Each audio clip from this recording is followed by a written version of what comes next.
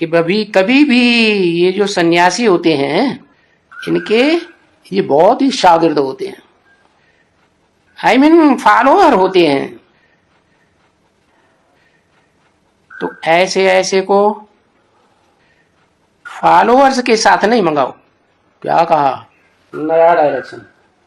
क्या कहा? क्या समझा? जब कोई पार्टी आती है तो किनको साथ नहीं लाना है?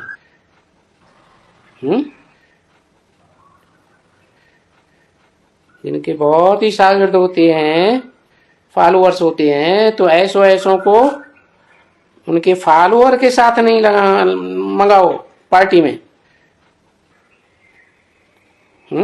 खास इस समय, किस समय? जब बाबा आया हुआ है संगम में,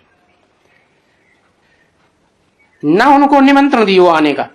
बाबा बड़ी दुश्मनी निभाए रहे हैं। किससे? है सन्यासियों के साथ। क्यों?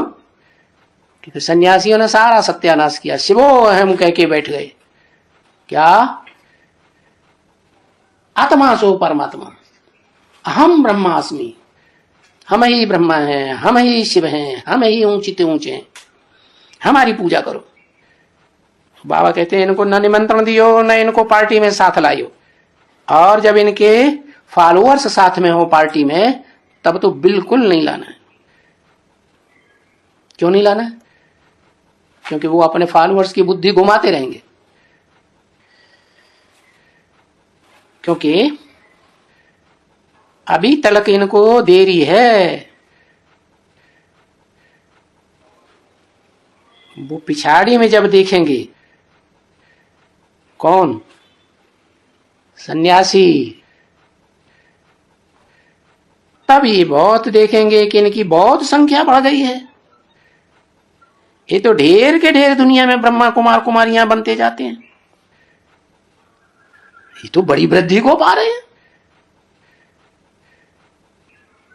तुम बहुत वृद्धि को पाएंगी ना,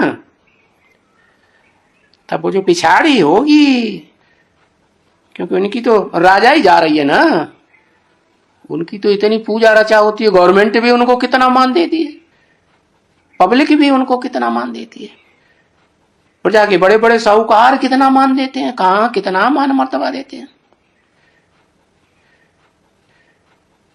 तो उनकी तो राजाई छीनी जा रही है। इनकी राजाई पिछाड़ी को खत्म हो जाएगी। तो इनकी तो है कौन सी राजाई? भक्ति मार्ग की कि ज्ञान मार्ग की? इनकी है भक्ति मार्ग की राजाई। जिस्मानी भक्ति में भगाते रहते हैं, इधर जाओ उधर जाओ, यहां जाओ वहां जाओ, और तुम भागते रहते थे।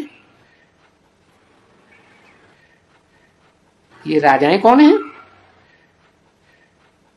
है? ये हिरण्याकश्यप राजाएं हैं, हिरण्याक्ष राजा हैं, राजाक्ष इनके नाम हैं। क्या? हिरण्याक्ष, इनकी आंख सोने की है। हिरण्यकश्यप, हिरण्य सोने को कहा जाता है। काश्य माने तेज को कहा जाता है। जिन आत्माओं में सोने जैसा तेज भरा हुआ है, उनके तेज को पूरा ही पी जाते हैं और अपने ऊपर टाइटल लगाते हैं, श्री श्री 108, श्री श्री 1008, फलाना फलाना, क्या क्या टाइटल दिखाते हैं। साबित करते हैं कि दुनिया में क्या ऐसा श्रेष्ठ संगठन, माला जैसा, माला माने संगठन, श्रेष्ठ आत्माओं का संगठन हम स्थापन करने वाले हैं। श्रेष्ठ आत्माओं का संगठन बनेगा तो श्रेष्ठ दुनिया आएगी। 108 आत्माएं विशेष सहयोगी दिखाना चाहते हैं। 8 आत्माएं, 108, 1008, तो उनके द्वारा वो अपनी बादशाही चलाते हैं। तो ये उनकी बादशाही हो गई ना। बादशाही, राजा ही नाम नहीं किया, बादशाही नाम क्यों दे दिया? क्योंकि ये बाद के शाह बनते हैं। क्या? सतयुग त्रेता में इनकी बादशाही नहीं चलती। हाँ, तो वो तो बादशाही कोई ऐसे थोड़े ही चली जाती है। नहीं, जब तुम्हारी वृद्धि होगी तब इन सन्यासियों की बादशाही खत्म होने लगेगी। फिर इनको कोई घास नहीं डालेगा क्या? इसलिए बाबा ने एक बार बताया, अंत में तो ये सन्यासी ऐसे मरेंगे जैसे कुत्ते की मौत, कोई पानी भी नहीं पूछेगा मरते समय। अभी तो तुम्हारी वृद्धि नहीं हुई है ना, तुम बहुत थोड़े हो ना, लश्कर तुम्हारा बहुत थोड़ा है। बाबा को कभी कोई लिखते हैं कि बाबा हमने इन साधुओं को निमंत्रण दिया, सन्यासी को। मैं लिख देता हूं, सन्यासियों वगैरह को निमंत्रण नहीं दो। क्या कहा? ये ब्रह्मा कुमार कुमारी क्या कर रहे हैं आज? बड़े बड़े साधु सन्यासियों को निमंत्रण दे करके बड़ा मान मतवा, ये पूड़ी, ये कचौड़ी, ये हलवा, ये बर्फी, कितना मान मर्तबा देते हैं।